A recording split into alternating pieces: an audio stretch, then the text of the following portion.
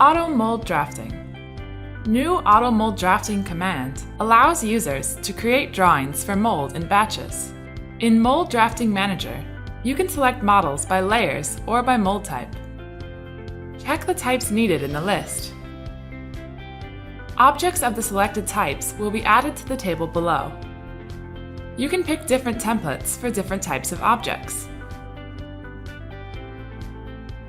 Pole direction can also be specified for the drafting projection. You can enable or disable auto dimensions. Click OK.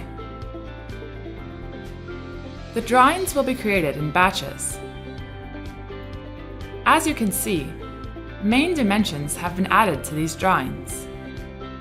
In this way, the time of creating drawings for multiple mold components is largely reduced.